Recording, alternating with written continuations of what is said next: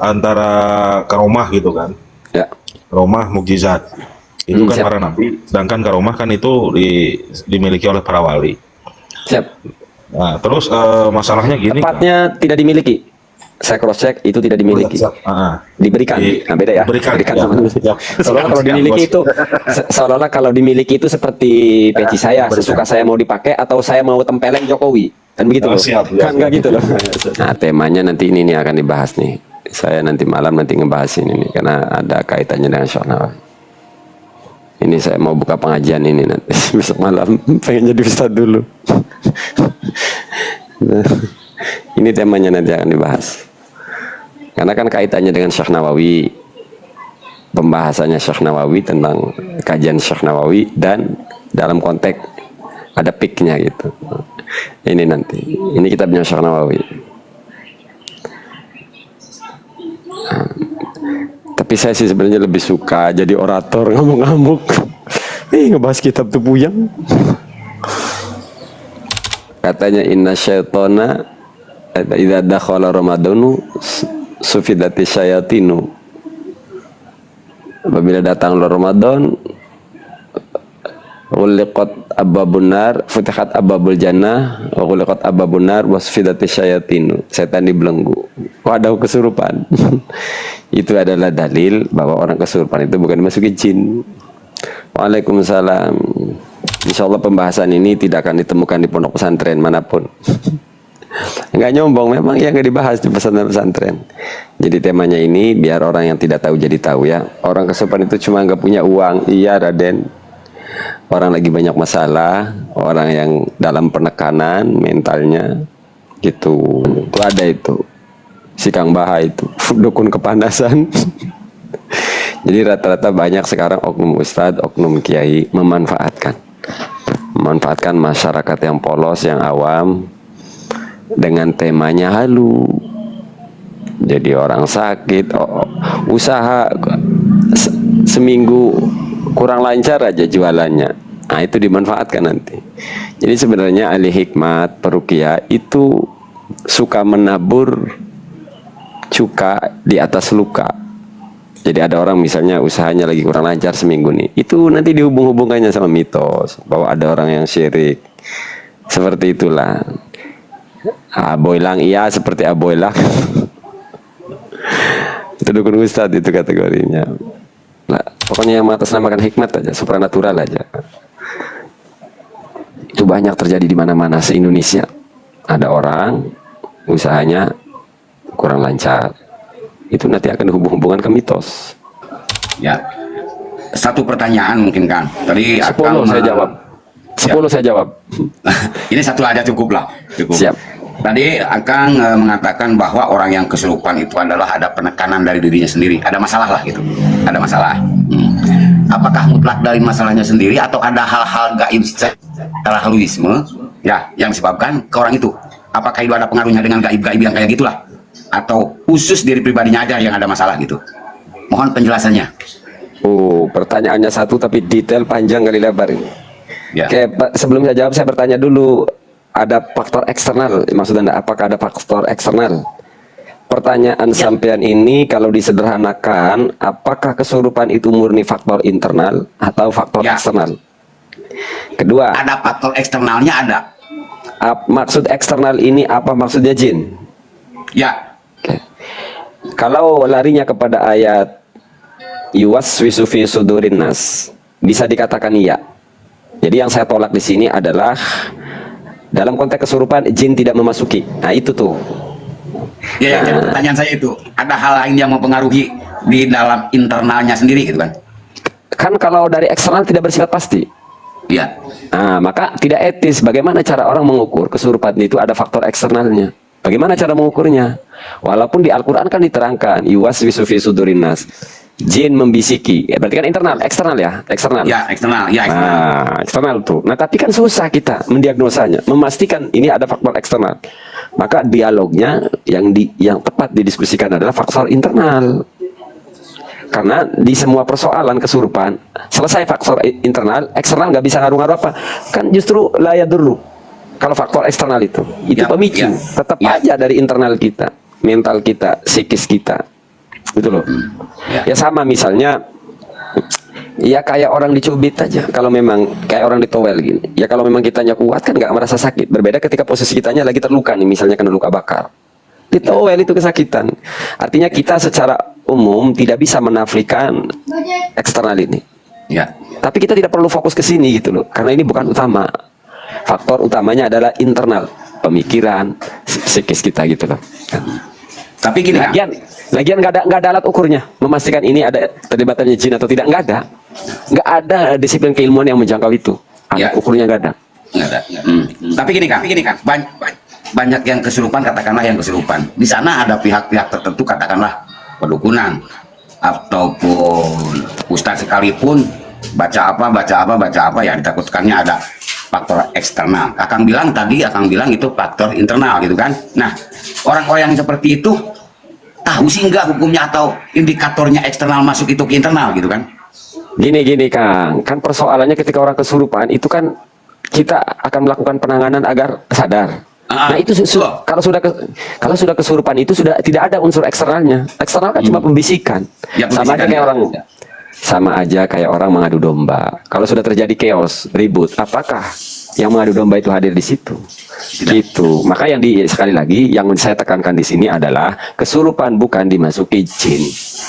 Itu. Fokusnya internal, itu internal gitu ya.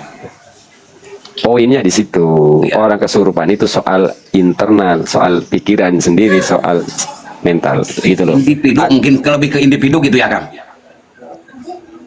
Ya terserah pakai bahasanya apalah, intinya bukan dimasuki jin. Itu soal psikis. Terserah pakai bahasa apa sampean. Siap, laksanakan. Waalaikumsalam. Assalamualaikum warahmatullahi wabarakatuh. Waalaikumsalam warahmatullahi wabarakatuh. Kayaknya Kang Yuda tadi orang berpendidikan itu. Ini temanya lagi masalah halu, temanya lagi halu dulu. Si Don Pito itu dicuekin ngerocet aja. Kayak penting aja. Paham ya? Ya ada kesurupan kalau dimasukin jin, ribet kali.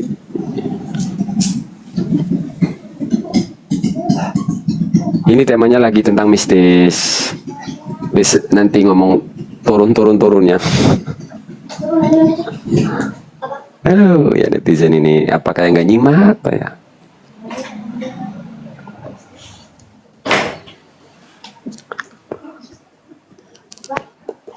Ini nggak ada yang bahas, kasihan. Kita ada edukasinya. Up down bay. Ada kalanya kita tegang, ada kalanya kita lemah. Itu ya, biar edukasi. Karena masih banyak orang yang nggak memahami tentang mistis, mistos. Akhirnya mereka mudah dimanfaatkan. Dimanfaatkan oleh siapa? Oleh dukun ustad, oleh peruqyah halu tukang bohong gitu. Jin bisa jatuh cinta dan menikah dengan manusia. Kalau pertanyaannya bisa atau tidak, jawabannya bisa, Mr. Zen. Itu ada kitab Luqatil Marjan fi Ahkamil Jan, ada kitab Akamil Marjan fi Ahkamil Jan. Luqatil Marjan karya Imam Suyuti, Akamil Marjan karya Imam Badruddin. Di dua kitab itu ada bab itu. Ada bab pernikahan manusia dengan jin. Jadi kalau pertanyaannya bisa apa tidak, jawabannya bisa. Beda konteks. Kalau ini dinikahi jin apa bukan, beda tuh ya. Anda nanya ke suatu persoalan. Atau ada konten-konten double dukun ustad itu bahwa dinikahi jin, ya belum tentu. Ini kan ada dari konteks. Bisa nggak membedakan masalah? Bisa nggak Mahesa nempeleng Jokowi? Jawabannya bisa. Nah tapi kalau nanti Jokowi mengklaim ditempeleng Mahesa, itu harus diuji dulu. Paham tidak nih? Bisa tidak jin menikahi manusia? Bisa.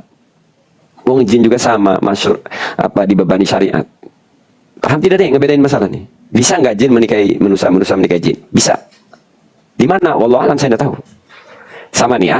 Bisa nggak Mahesa nempeleng Jokowi? Jawabannya bisa.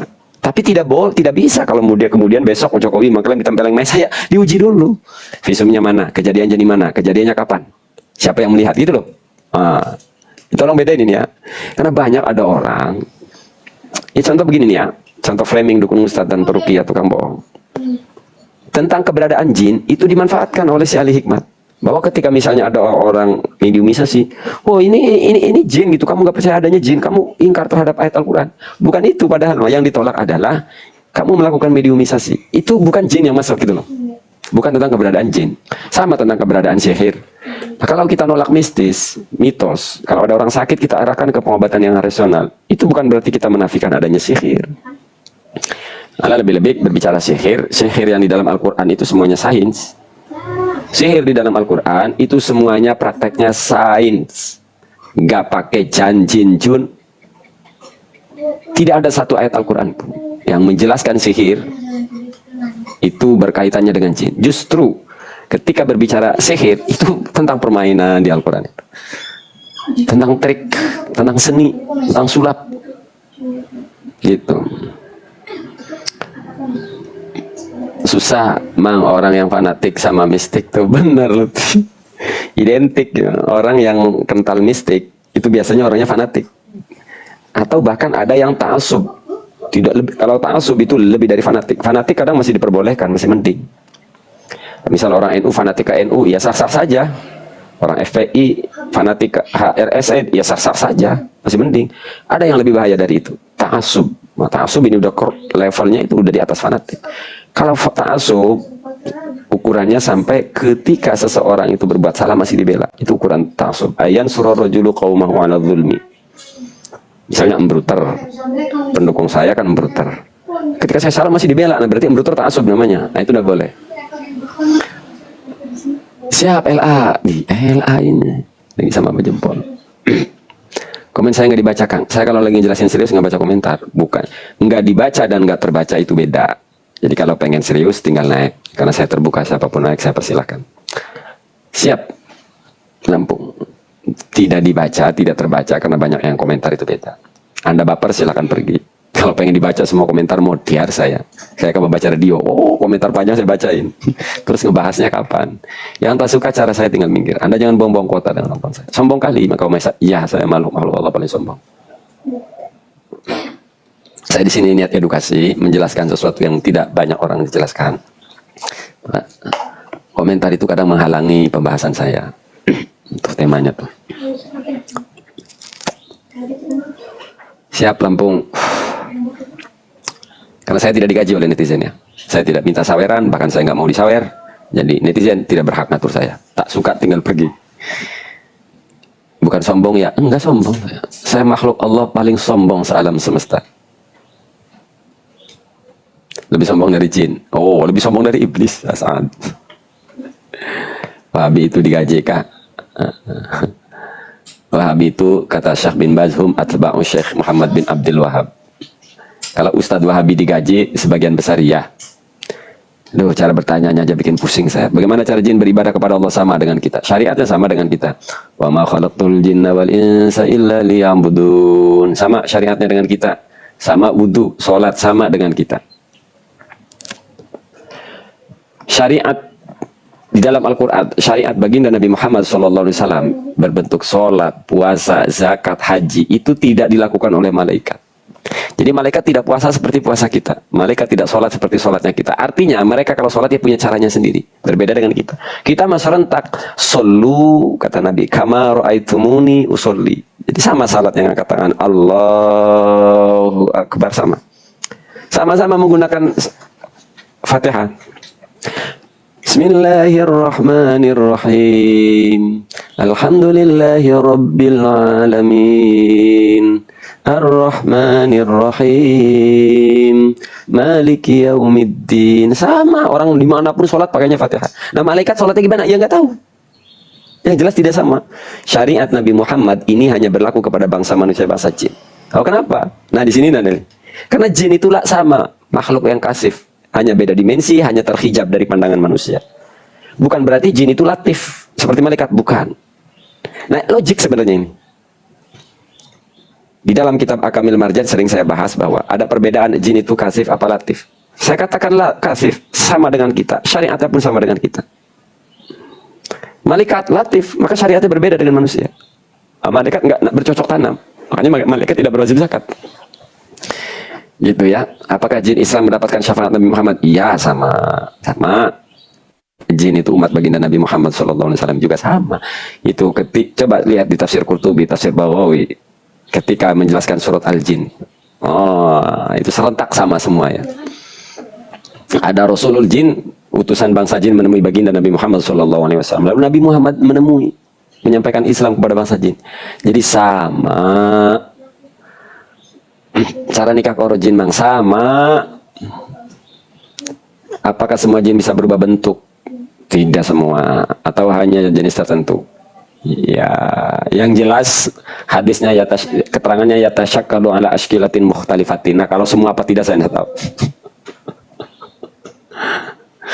Gitu ya, soal sama semua atau tidak tahu. Saya tuh paling tak suka ngomong sok tahu, kecuali misalnya ada ibarat, ada Quran, hadis, dalil ya, atau ada ibarat para ulama yang saling menguatkan gitu, baru boleh ngambil kesimpulan. Kalau nggak ada teksnya, saya nggak mau menganalisa lah.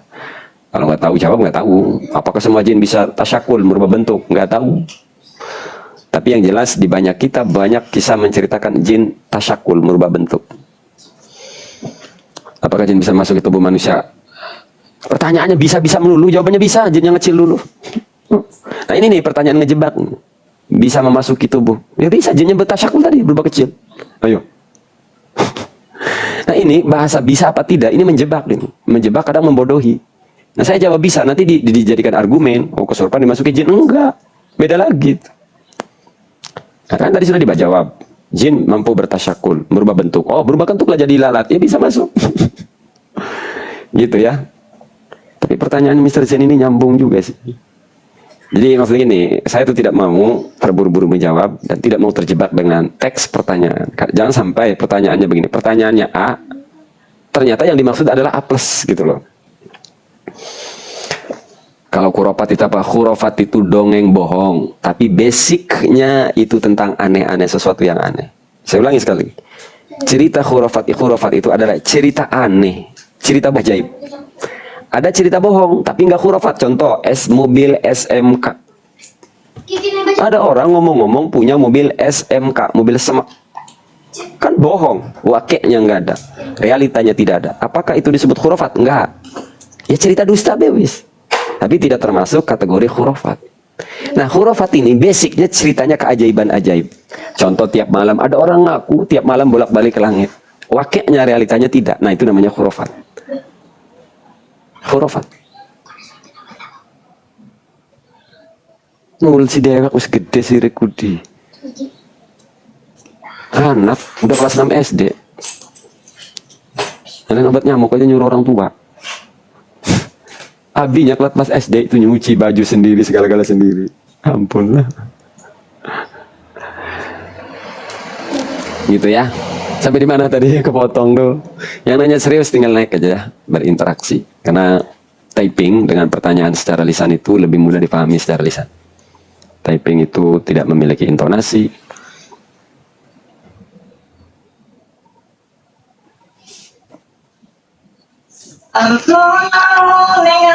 Assalamualaikum warahmatullahi wabarakatuh. Waalaikumsalam. Tempat bising ada yang nyanyi tuh, pindah dulu, atau yang nyanyinya suruh diem. Aduh, insyaallah. Sehat, Kang? Sehat, silakan langsung aja. Yang lain di bawah Kang, jangan tanya dulu, saya cara nanyakin yang di atas. Cara membedakan bahwa itu benar kesurupan sama jin dengan faktor psikologis itu cara membedakannya gimana, Kang? Saya jawab tidak ada orang kesurupan dimasuki jin. Psikologis. Jadi pertanyaan itu jangan ditanyakan ke saya, ge. Wong saya nggak percaya kok kesurupan dimasuki jin. Kok ditanya ini saya? Artinya logik saya tidak nerima. Deh si Mr. Zen ada dinaikin ngelunjak. Saya udah jengkel yang bertanya begini nih. Males. Jadi kalau Anda nggak merasa penting, ya ngapain saya harus menganggap penting Anda gitu loh. Saya ini tidak digaji. Gitu ya. Jadi pertanyaan saudara itu lebih tepatnya tanyakan ke perukia, ke ahli hikmat yang ngomong ada kesurupan jin. Logik saya nggak nerima kok kesurupan dimasuki jin. Ditanya caranya bagaimana, kan keliru pertanyaan. Ya sama ini ketika bacotnya si mantan Menteri Agama siapa, Ketua Banser? Bulan. Masya Allah. Siapa? Mana Pak? Bacotnya si Ketua Banser siapa? Masya Allah. Yakut. Yakut. Nah itu pertanyaan logik dari Ahmad Dhani. Bagaimana cara HTI merubah Pancasila? Karena itu sesuatu yang nggak bisa gitu loh. Ngapain ditakutin? Sebagai jualan isunya kelompok Banser, Ketua ketua Banser. Kan jualan isu namanya itu. Ya. Soal HTI memperjuangkan khilafah, ya saya katakan. Tapi soal bahwa HTI itu nanti berbahaya, itu jualan isunya ketua Banser. Lah nggak bakalan bisa kok gitu. Merubah Pancasila ke khilafah itu nggak bakalan bisa. Nggak ada caranya gitu loh. Kenapa lalu kemudian digembos-gembosin gitu, di framing sedemikian rupa? Ya sama pertanyaan sampean, bagaimana membedakan kesurupan dimasuki jin? Lah saya menolak, nggak ada kesurupan dimasuki jin itu. Gitu. Siap. Artinya saya tidak bisa dipertanyakan itu, maka pertanyakan ke yang menganggap kesurupan itu dimasuki jin. Kalau saya katakan kesurupan faktor psikologis. Ya, kalau untuk membedakan bahwa jin, setan, dan iblis itu bagaimana? Nah, Itu pertanyaan membedakan. Pertanyaan itu dipicu, muncul karena menganggapnya ini tentang spesies. Maka saya jawab pelan-pelan. siap.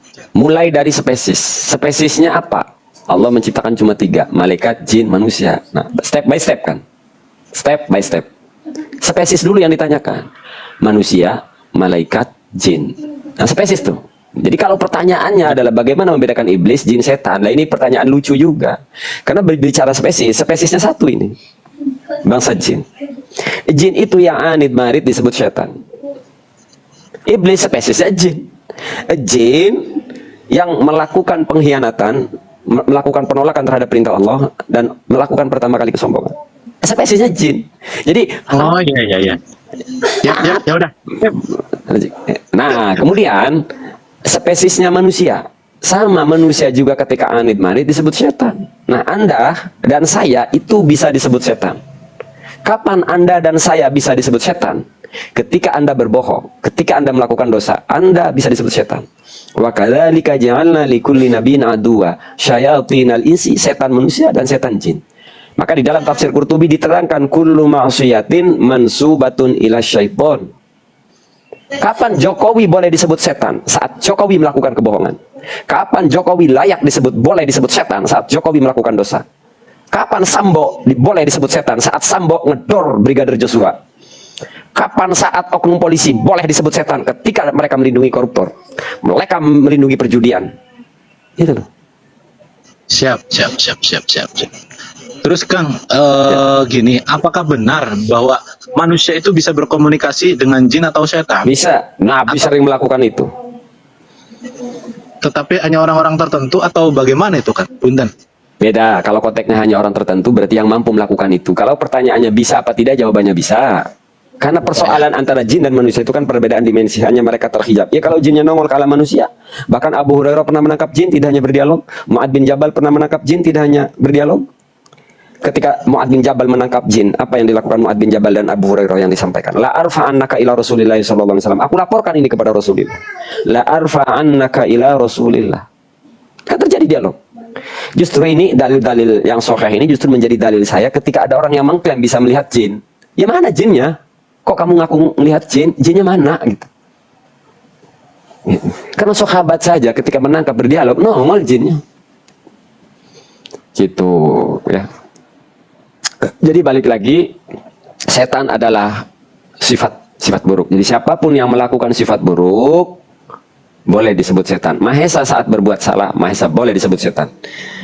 Jin saat melakukan maksiat boleh disebut setan. Jadi Anda dan saya boleh disebut setan ketika melakukan dosa. Jokowi boleh nggak disebut setan? Secara ilmiah, secara kajian Islam, Jokowi boleh disebut setan saat Jokowi berbohong. Terus gini Kang, apakah teknologi dari jin itu sama seperti kayak manusia? Kan ada dengar-dengar, wah setan ataupun jin bisa terbang gitu loh kan? Ada yang bisa ini terbang, ini itulah. Apakah teknologinya lebih hebat daripada manusia atau bagaimana tuh Kang? Kalau bicara teknologi nggak tahu. Fa'atahu bisyihabim mubin. Bisyihabim mubin. Kalau berbicara jin bisa terbang, ya jin bisa terbang. Menggunakan teknologi atau tidak, wallahu a'lam, karena tidak dijelaskan. Ketika Nabi Muhammad SAW melakukan Mi'raj, itu dikejar jin, ifrit. Nah, mereka pakai teknologi atau apa, saya nggak tahu. Yang jelas Nabi Muhammad ketika melakukan Mi'raj, Nabi Muhammad dipakaikan pakai buruk. Nabi Muhammad ke langit menggunakan buruk. Maka aneh dan lucu ketika ada cerita mau ke Sidratul Muntaha, Nabi Muhammad katanya nggak bisa naik. Lalu pakainya alatnya roh Syamsul Qadir, cerita dagelan gitu. Dagelan. Masya Cerita Allah. dabrus. terus. Mr. Zen ini saya turunin lah. Ih, Udah kalau kamu sibuk itu turun-turun aja lah. satu lagi kan. Ya, satu lagi aja lah. Ya, satu. Ini kan jin itu bisa meninggal, ya kan? Atau tidak? Atau bagaimana Kenapa cara sih meninggal? pertanyaan kamu dari tadi bisa nggak bisa melulu siapa sih? Meninggal. Ya, Cara meninggalnya seperti apakah? Apa seperti manusia atau bagaimana? ya, sama. Siap. Cukup. Terima kasih. Atur Sama-sama. nuhun. Sama-sama. Sama Allah. Insyaallah. Turun lah, insyaallah. Turun. Ternyata nggak mau dijelasin secara rinci ya.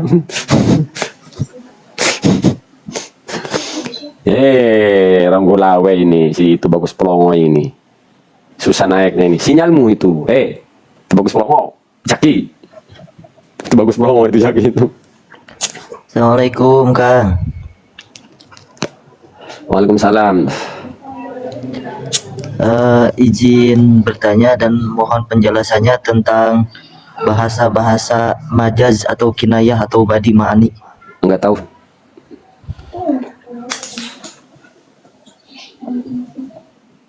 Banyak seorang Enggak tahu siap.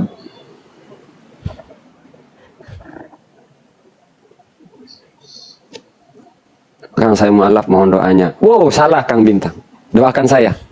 Mualaf ini mestinya orang yang bersih, nggak ada dosa. Saya malah minta doanya ke Bintang seberang. Masya Allah. Kebalik ge. Saya banyak dosanya, mualaf yang justru sedikit dosanya. Doain saya dengan bahasa yang Anda mampu. Doain kita semua ya. Seberang kali. Nggak tahu siapa pertanyaan sampean. Siapa tuh Kang? Terima Ya, kasih. turun. Ya, sama-sama.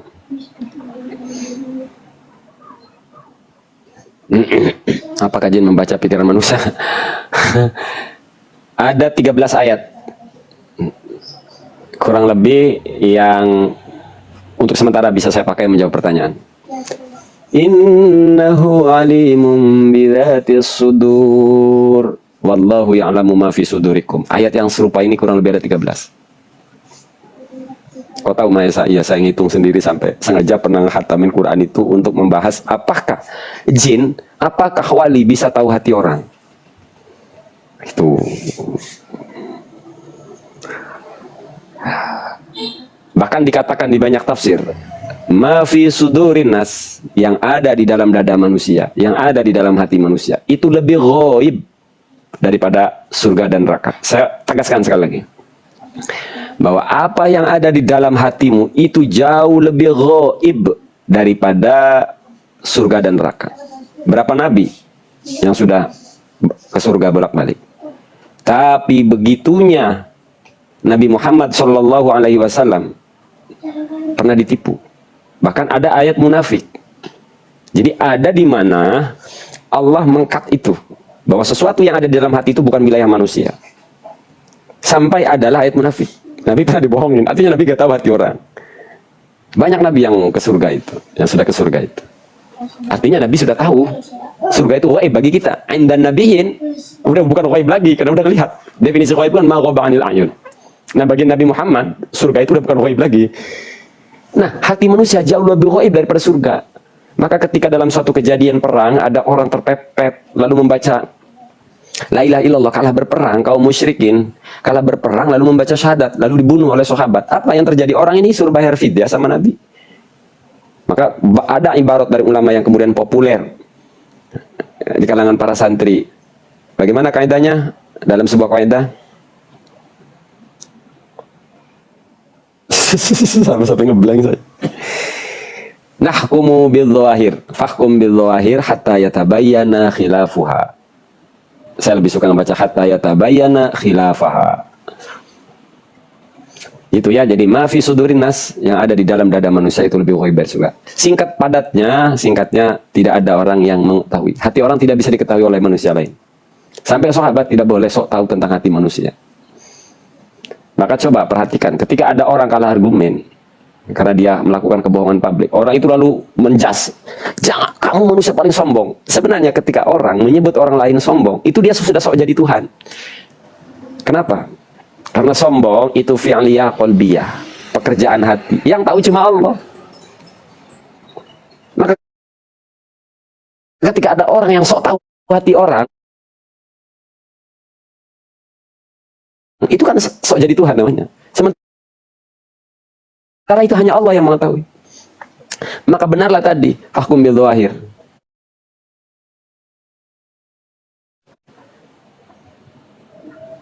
Dohirnya aja dulu. Dalam konteks sosial mah dohir dulu yang dinilai. Soal hati mah ya urusan. Sering dalam konteks pik lah contoh ya. Dalam konteks menolak pik itu banyak. Mahesa si A begini, begini, begini. Saya mah jawabnya simpel. Selama lisan mereka, selama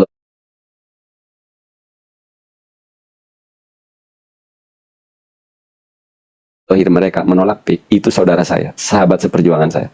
Adapun hatinya bagaimana tujuannya Pak, saya bukan Tuhan.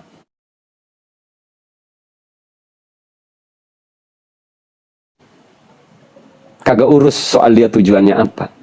Niat dia apa, kagak urus. Gitu ya, kagak urus.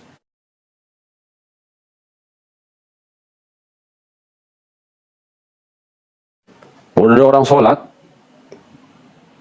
baik, ya baik. Oh ternyata tujuannya agar diambil menantu kiai, ya urus.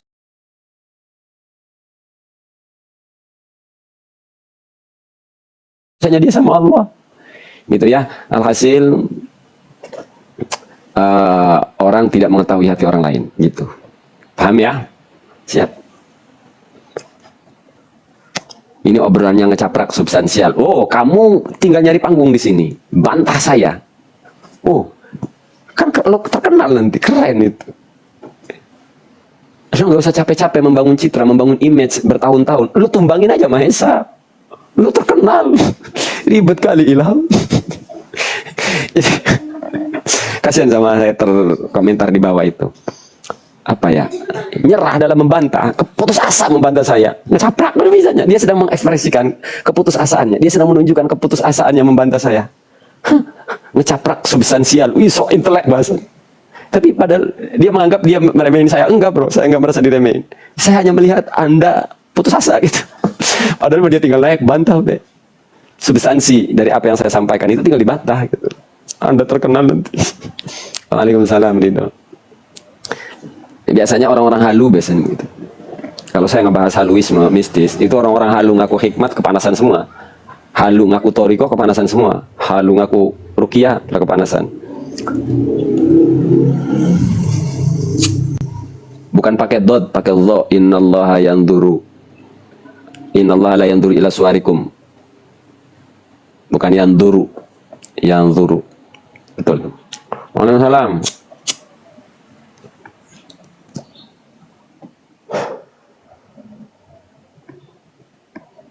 Selamat menikmati keputusasaan. Apakah jin juga memiliki nabi dan rasul yang diutus? Iya, Nabi Muhammad itu diutus kepada bangsa jin juga. Ampun. Kang izin naik lagi untuk meminta solusi. Maksudnya apa? Singkat apa itunya?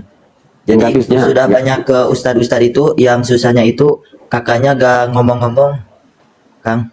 Johnson Yes. suka diam, jadi gak ketemu gitu. Nggak punya solusinya saya. Nggak punya. Kalau pencerahan, Kayak pencerahan ya punya.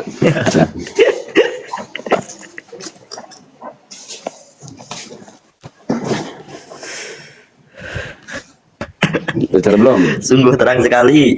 Ah siap, betul. Kalau pencerahan punya lah.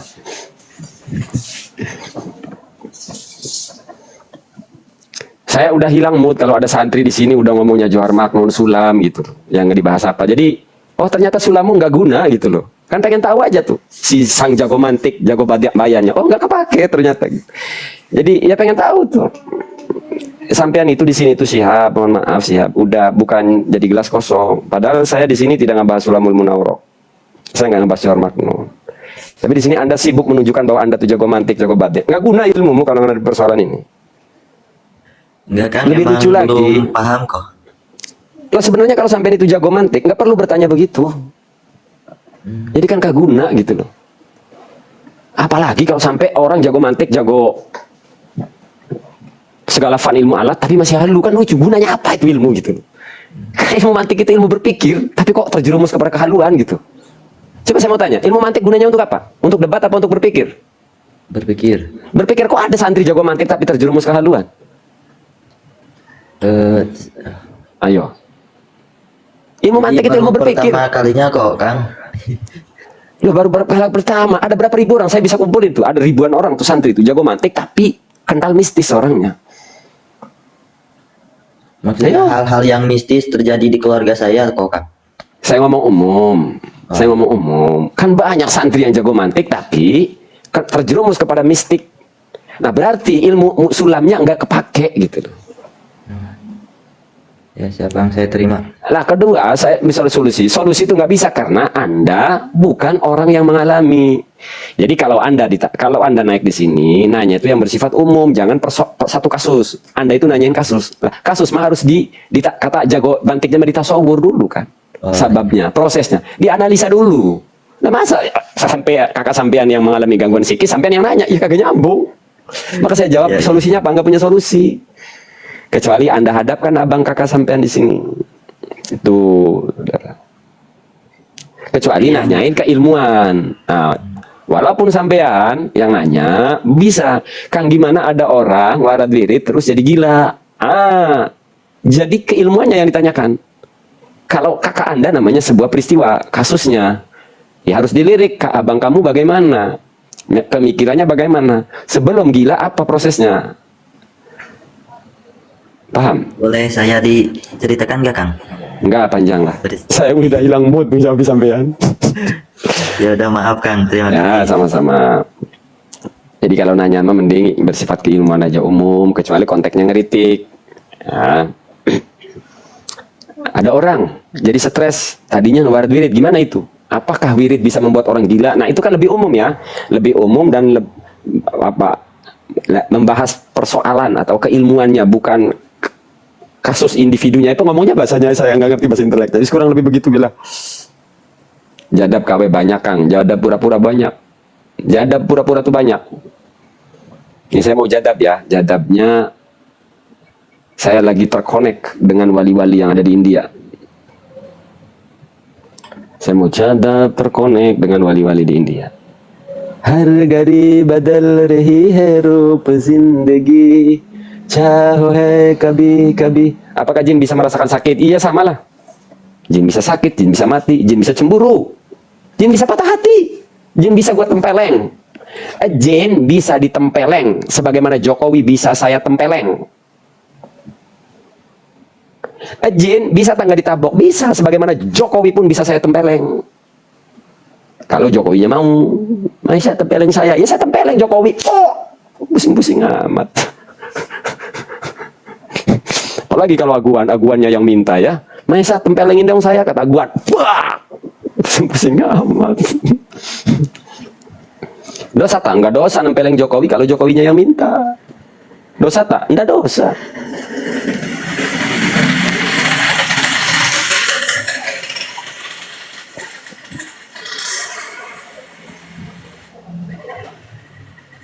Kalau Jokowinya nggak mau, ya kalau Jokowinya nggak mau, ngapain saya nempeleng Jokowi?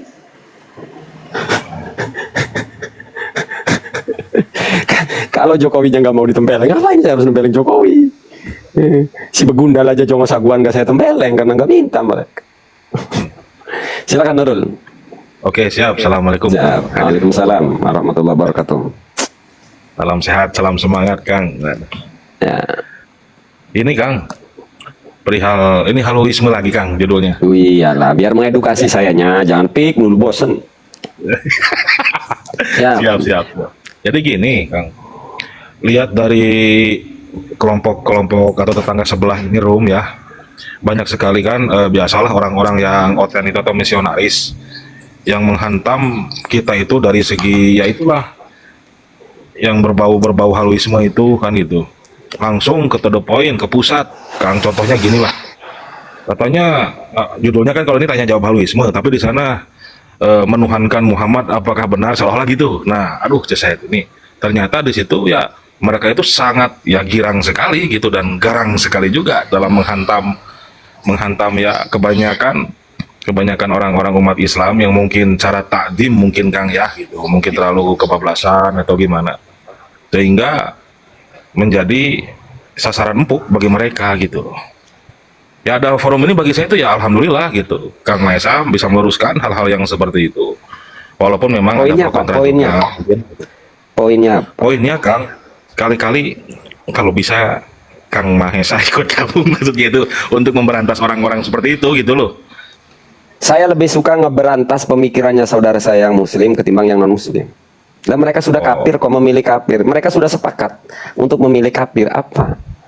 Kalau berbicara Sekalipun mereka- ekstrim, kalau berbicara ekstrim, belum ada aja pengkritik yang ekstrimnya melebihi saya, belum pernah sampai digeruduk bermobil-mobil non muslim ada, tapi yang digeruduk umat Islam berkait debat di TikTok saya sampai digeruduk tengah malam pernah berkali-kali. Mereka kabur Apa kan. yang harus saya debatkan? Dan Anda menggunakan kata coba sekali-kali, asal Anda tahu, saya pertama kali main TikTok itu debat antar agama masuknya. Sebelum Awalnya saya ngebahas halu, saya ini 5 tahun main medsos, itu ngebahas halu itu di YouTube. Sekalinya kita main TikTok itu debat antar agama. Tapi pada akhirnya saya nyerah. Kenapa saya nyerah? Apa kewalahan ngadepin non muslim? Tidak pernah nyerah. Saya nyerah justru karena umat Islamnya yang modal terjemahan tapi sok menjelaskan agama. Kan nggak mungkin saya bantah saudara saya yang muslim di hadapan non muslim. Asal Anda tahu, saya itu paling jengkel sama orang awam tapi jadi debater. Ngapain gitu loh. ya, Dan ini saya sampaikan sama saudara Zuma, saya sampaikan sama Uniriva, saya pernah mengkritisi mereka langsung di WhatsApp. Mereka tidak tahu, egois mereka. Lalu saya bilang, saya mengkritik Anda ini kan di WA, bukan di publik. Agar sama-sama memperbaiki. siap. Nyatanya sombong kok. Diingatkan di belakang layar, nggak mau dikritik. Asal Anda Siap. tahu, maka saya, yang kedua, kemuakan saya, debat antar agama. Ngapain memperdebatkan sesuatu yang sudah beda standarnya? Kita ini sudah sepakat untuk berbeda bahas. Berbeda dengan umat Islam. Logika pendukung apologet, logika pendukung debat antar agama sering saya diserang. Makanya satu kayak Zuma, debat tuh sama orang non muslim, jangan sama muslim. Justru kita, kenapa saya suka berdebat dengan muslim? Karena standarnya sama, Al-Quran. Nah, kita memperdebatkan pemikiran yang sama-sama tolak ukurnya adalah Al-Quran dan hadis. Berbeda dengan si kafir, standar ukuran kebenaran kita tuh beda. Ngapain? Saya debat antar agama 2 pekan pertama saya main TikTok. Saya sampaikan, saya di sini naik cuma ingin menjawab semua pertanyaan kalian. Saya tak perlu mengkritisi Yesus kalian. Saya tak perlu mengkritisi keyakinan kalian. Kata non muslim apa? Lu ngapain Kang debat lu? Saya bukan debat, saya menjawab semua pertanyaan kalian apa ayo, semampu saya jawabin. Lo kok nggak mau mengkritik Yesus? Ngapain saya mengkritisi sesuatu yang tidak saya percayai? Ngapain saya harus mengkritisi Yesus sebagai Tuhan sementara saya tidak mempercayai Yesus sebagai Tuhan? Ngapain? Siap. Ngapain? Cuman, Capek-capek. boleh Berbeda saya potong sebentar? dengan wali karomah. Saya percaya adanya karomah. Kenapa saya mengkritisi haluan ngaku karomah? Karena saya percaya adanya karomah. Saya percaya adanya wali. Jangan kotori wali, jangan kotori karomah oleh doboler, haluar, ngaku toriko, temblek dan lain sebagainya. Jadi saya sudah capek ikut debat antar agama. Sudah standar kebenarannya beda. Gitu, Nurul. Siap. Terima kasih. Cuman ya gitu Kang ya, esensinya itu masalahnya, apalagi kan yang penonton di media seperti TikTok ini kan banyak yang generasi Z sama yang itu Kang. Nurul, Khawatirkan Nurul. ya misionarisnya itu Kang. Kita bicara Disitunya. kebangsaan, Nurul. Kita bicara kebangsaan dan nasionalisme. Kalau Anda menganggap non-Muslim yang mengkritisi akidah kita itu salah, maka Anda harus objektif. Dalam konteks nasionalisme, ya umat Islam yang nyinyirin Tuhan agama lain juga tak boleh. Anda harus objektif dong. Dan ini termaktub kan di dalam Al-Quran. Wala tasubbul ladzina yad'una min dunillahi fayasubbullaha adwan bighairi ilm. Kenapa kritikan mereka pedas ke kita? Karena tadi fayasubbullaha adwan. Wala tasubbulan aja ngoso, aja misui. Sirakabe, siapa sirakabe? Wala tasubbul ladzina yad'una min dunillah. Wong akeh kang pada undang-undang berseru menyeru kepada selain Allah. Fayasubbu. Tindakan itu fayasubbu maka menjadi sebab non-muslim mengkritisi Islam. Jadi dalam konteks nasionalisme saya tidak menganggap benar debat antar agama baik dari pihak Islam, baik dari pihak kafir. Saya tidak suka. Karena saya pun pernah debat itu sebagai penjawab. Saya 2 pekan pertama main TikTok saya. Dan saya bukan menyerah karena kuatnya pertanyaan kafir. Saya nggak nyebut non-muslim nih. Saya sebut tetap kafir mereka itu. Justru karena saudara-saudara kita yang muslim yang sok tahu modal terjemahan Iya betul. tapi jadi debater. Mabok kan saya, ampun setelah saya mundur. Siap. Iya, ya betul, Kang. Siap. Kemudian yang Ya, kedua, pesan-pesan, Nurul pesan. Nah, siapa? Lihat di room-room debat antar agama mereka perangkoin. Maka pernah saya membuat VT. Berani tidak mereka debat antar agama, baik yang muslim dan yang kafir, hentikan saweran. Tahu tidak?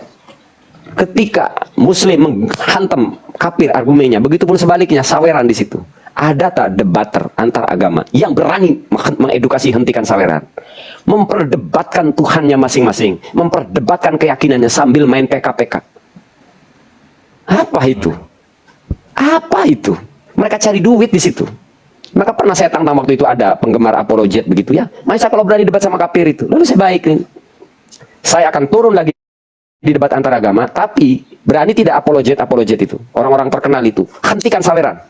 Gak ada yang berani. Mereka nyari makan di situ. Semua, saya ngomong semua. Main PK-PK sambil memperdebatkan kitab sucinya ting bating. Muak saya lihatnya. Ya, Saya ngomong muak nih ke semua nih ya. Saya tuh paling enak memperdebatkan Tuhannya masing-masing.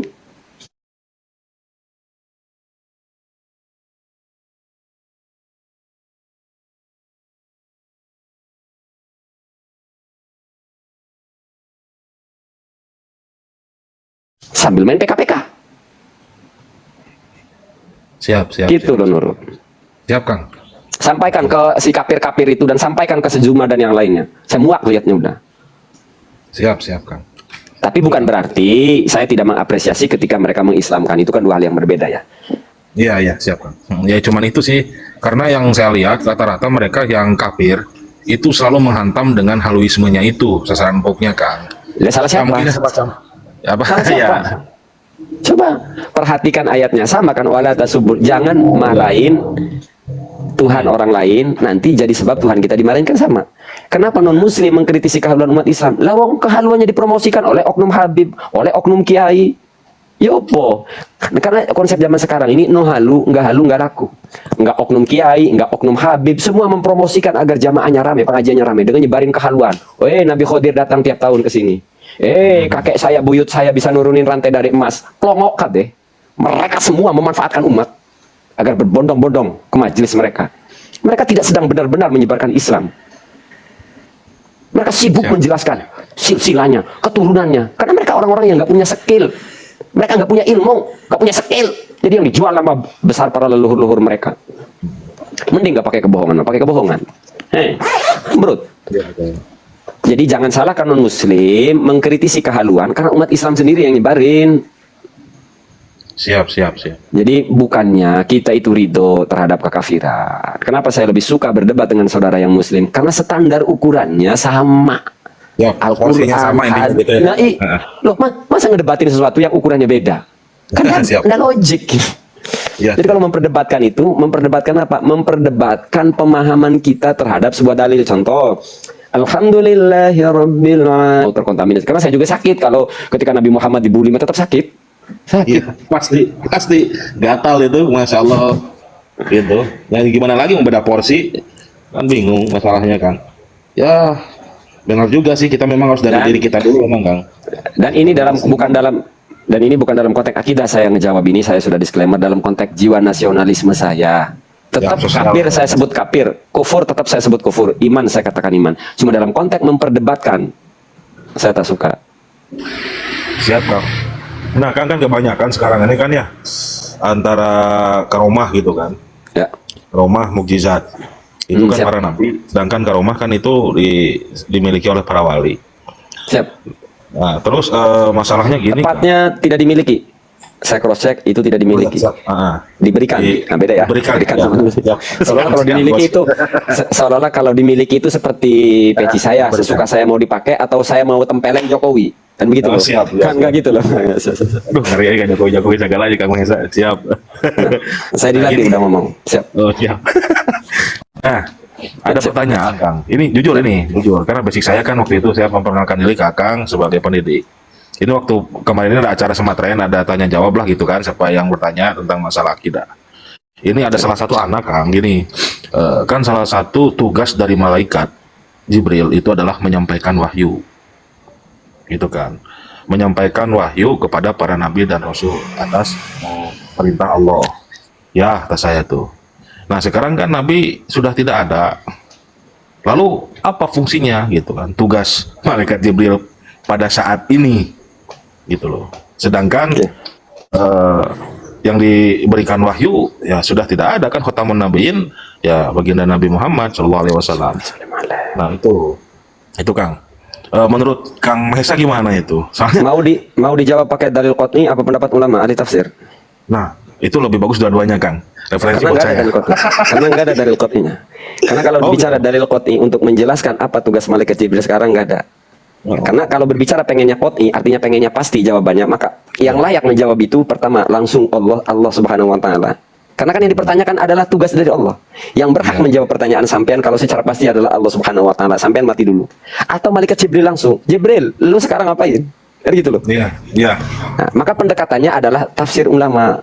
Nah, ini bersifat pendekatan, bukan jawaban pasti. Kan begitu? Ya. Tanazzalul malaikatu warruhu fiha. Di dalam Lailatul Qadar, tanazzalul malaikatu warruhu fiha. Ruh turun. Dan menurut sebanyak ahli tafsir itu ruh itu malaikat Jibril. Ingat, saya tidak mengklaim ini adalah jawaban pasti. Dan ini juga dijelaskan oleh Syekh Nawawi, Tanara Al-Bantani, bukan Gufron Al-Bantani Al-Plongowi, bukan, Syekh Nawawi. Itu di dalam kitab Nurul Zulam. Tanazzalul malaikat, tetapi ingat, ini bersifat pendekatan. Ini menurut pendapat ulama. Jadi tidak bersifat pasti. Paham ya? Ya, paham Kang. Maka berkaitan hal-hal seperti ini justru etisnya tidak dipertanyakan, apalagi diperdebatkan. Jadi nggak boleh nih mengklaim nih yang membaca kitab Syekh Nawawi lalu memastikan ini malaikat Jibril. Nggak boleh kalau memastikan. Maka tadi narasinya ini pendekatan para ulama ahli tafsir, tidak memberikan kepastian. Saya hati-hati nih menjawab ini. Ya, tapi itu Kang, dan ada beberapa nabiullah yang dikategorikan klasifikasinya belum wafat ya secara jasad gitu loh. Oke, ya namanya wafat itu pasti ke jasad lah, karena roh tidak mati. Ya, Nah, itu nah kayak seperti contoh Nabi Khidir, ya, Nabi nah, Khidir. itu ya Nabi Khidir, Nabi Isa kan banyak, Nabi Idris. Nah, itu kan memang para nabi dan rasul yang memang masyhur kalau kita ambil dari 25 nabi lah ya, jangan terlalu banyak spesifik gitu. Nah, itu apakah masih apa tuh namanya Kang? Masih ada kaitannya dengan malaikat gitu. Malaikat Jibril kan, tapi kan belum ada tugas masalahnya kan. Nabi yang sekarang masih hidup, kalau dia di alam dunia, ia harus menjalankan syariat baginda Nabi Muhammad. Siap, siap. Jadi misalnya orang punya syariat sendiri, misal ini ngomong misal doang. Ya, Setiap nabi kan punya syariatnya sendiri-sendiri ya. Nah, misalnya ada nabi yang hidup sampai sekarang, itu tetap aja aturannya aturan baginda Nabi Muhammad. siap, siap, siap. Itu. Sekalipun toh nabi tersebut hidup di zaman sebelum baginda Nabi Muhammad. Ya, iyalah. Seperti Nabi Khidir. Nah, kalau saya sih nggak tahu Nabi Khidir ini hidup apa mati. Yang jelas, saya mengambil pendapat Nabi Khidir sudah wafat. Cuma saya tidak ingin berdebat. Bagi orang yang menganggap Nabi Khidir masih hidup, silahkan. Itu. Mau orang anggap Nabi Khidir hidup, silahkan. Mau menganggap Nabi Khidir sudah wafat juga silahkan. Toh dua-duanya tidak ada yang bisa membuktikan. Enggak, soalnya Toh dua-dua. pernah dengar Kang, katanya Nabi Khidir itu sampai yaumul kiamat katanya. Wis nggak tahu, udah dibilang saya mah mempercayai pendapat ulama yang menganggap Nabi Khidir wafat. Oh. Siap. Dari kita Tapi Bapak, Kang, referensinya Tapi itu dalam referensi kitab. yang menganggap Nabi Khidir hidup, referensinya dari kita apa? Bukan wafat. Kan bilang wafat. Menurut pendapat ulama. Nah, itu di mana Kang? Keterangan. Ya, keterangan kitab tasawuf atau kitab apa barangkali. Nggak tahu kitab tasawuf saya mah Kang. Oh. Berdasarkan hadis, saya lupa ini sebenarnya saya sudah suguhkan semuanya di YouTube ya. Langsung saya perlihatkan kitab-kitabnya. Kelamaan ini sudah 4 tahun yang lalu ya. Berdasarkan hadis, loh, ada Al-Qur'annya. Tapi tadi bersifat pendekatan para ulama. Loh, sebentar ayatnya saya cari dulu nih. Ya, yang jelas ada di hadis kan Kang ya? Di hadis berarti. Ada Al-Qur'annya aja, pendekatan dari Al-Qur'annya. Kedua, kalau dari hadis setelah 100 tahun mati. Kemudian yang hidup meyakini Nabi Khidir hidup, itu pendekatannya ketika Nabi wafat ada suara. Para ahli tafsir menjelaskan itu suara Nabi Khidir. Jadi semuanya sama-sama ada. Cuma saya nggak mau pusing. Kenapa lebih mau ngambil pendapat Nabi Khidir wafat? Iya, iya. Saya nggak mau pusing aja. Hmm. Ya, orang yang menganggap Nabi Khidir hidup itu harus kuat. Hujahnya harus benar-benar kuat. Gitu.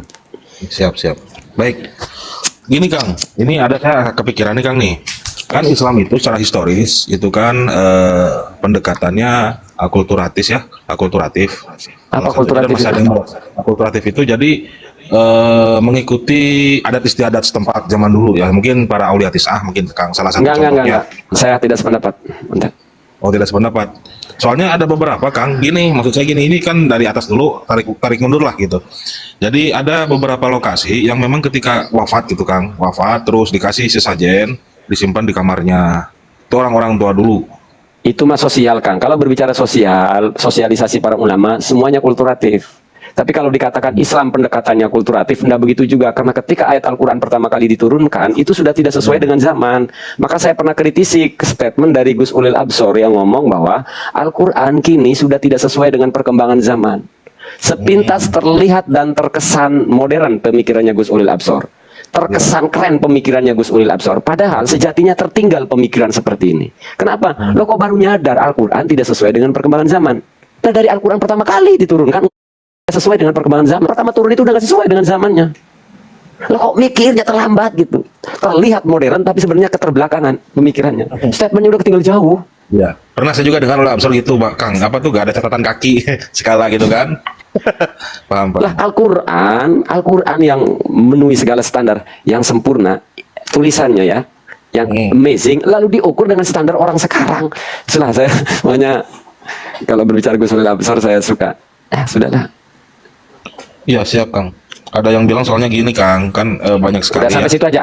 Udah, gak ada balik lagi ke halu aja. Udah temanya sampai ini melebar halu. mana-mana ini. Enggak, ini halu Kang nanti. Halu. Halu ya, bab halu ini ke halu Kang. Salah Ya. satunya kan gini Kang. Islam itu kan Sunni Syiah gitu kan. Aliran yang saya Udah, pahami nih. bab halu. Usus bab halu. Kalau mau bab halu saya lanjut, kalau enggak capek kali semua dibahas kamu ini. Emangnya sayanya kitab ta? Emangnya sayanya Ustaz Abdul Somad ta? Emangnya Siap, sayanya siap. Ki Idrus Romli ta? Semua bisa saya jawab. Tadi ditanya Sulamul Munawwarah aja saya nggak tahu. Ditanya Ini- pan mantek batik bayang nggak tahu saya bilang. Kang. Ini kalau Wahabi kan kita bisa membedakan dari furu'iyah. Yang saya pahami nih Kang, ini kan kita sharing juga nih. Ya, sedangkan Kita Syiah, temanya bab halu. ya, Lanjut, boleh nggak lanjut? Tema keluar tema, udah capek. Yang lain ngantri. saya setidaknya apa tuh ya meyakini, menurut saya itu haluisme itu awalnya dari Syiah Kang, gitu loh. Karena Syiah itu sangat berlebihan bagi saya. Makanya haluisme di Islam itu terkontaminasi sehingga kita nggak bisa membedakan. Tidak ada haluisme di dalam Islam. Coba sih Kang, sampean ini pendidik tapi bahasanya kok haluisme di dalam Islam. Nggak ada di dalam Islam haluisme itu. Ayolah yang keren dikit bahasanya lah. Tadi bahasanya udah menggunakan kata kulturatif. Ini intelektual banget. Tapi Anda sebut tadi katakan haluisme di dalam Islam. Nggak ada haluisme dalam Islam itu. Di Nusantara gitu loh. Ngomong Ya, aja. di Haluisme di Nusantara. Yang Oke, ngomong yang siap. bener. Iya Kang. Nah, ini seru. Makasih lah diingatkan Kang. Nah itu, jadi di Nusantara ini banyak sekali haluisme itu yang menurut saya itu ya hasil dari ajaran-ajaran Syiah itu Kang. Mereka mengklaim bahwasannya bahwa ya, seharusnya ya ketika Nabi Muhammad itu wafat, harusnya ada nabi lagi. Nah, seolah-olah kan itu sudah halu yang paling tingkat ekstrim bagi saya itu. Salah satu bentuk wujud pola pikir. Setahu saya akidah Syiah paling halu itu Nabi Imam Mahdi sudah muncul di abad kedua, di abad ketiga, tapi sekarang katanya mahjub, mastur. Nah itu halu paling Syiah, paling parah. Makanya kalau kita ngobrol sama orang Syiah itu sederhana. Sekarang Imam Mahdimu menjalankan syariat apa? Mereka jawab menjalankan syariat Nabi. Loh kok nggak menerapkan khilafah? Kok nggak menerapkan Al-Quran? Berarti berdosa dong Imam Mahdi yang sekarang lagi ngumpet itu. Iya. Ya sudahlah, banyak kehaluan ini. Kalau berbicara kehaluan, bicara ke manusianya ya. Ya sama mayoritas di Indonesia juga banyak nyebarin kehaluan. Jangan dikira Wahabi itu tidak anti halu, kelompok Wahabi itu. Sama aja itu, parah halunya. Lihat aja ada orang-orang Wahabi jadi peruqyah itu. Banyak kan orang-orang Wahabi jadi peruqyah halu, tukang bohong juga.